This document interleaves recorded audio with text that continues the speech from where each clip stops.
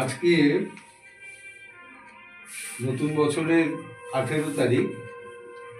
তাই এবছর এই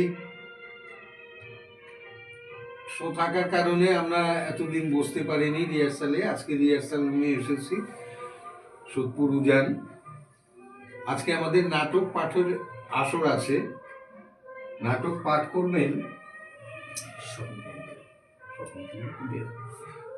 পাঠ করবেন আজকে স্বপন কুমার বেরা। উনি আমাদের দলে আসছেন কিছুদিন ধরে। উনি নাটক করবেন। আজকে আমরা নাটকটা শুনবো, তারপর যা কিছু কথাবার্তা আলাপ আলোচনা সেটা শুরু হবে। তা আপনি শুরু করুন।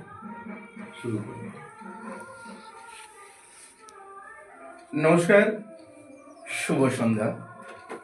এইমাত্র নাটকের চরিত্রের মধ্যে অন্যতম রয়েছেন, বলাই বাহুল্য হয়তোবা সিনিয়র। তাকে আমি শ্রদ্ধা, ভক্তি, ভালোবাসা জানাই সর্বপ্রথম। সেই সঙ্গে ইংরেজি শুভ নববর্ষের আন্তরিকভাবে প্রীতি শুভেচ্ছা সকল সদস্য এবং সদস্যকে জানাই। তৎসঙ্গে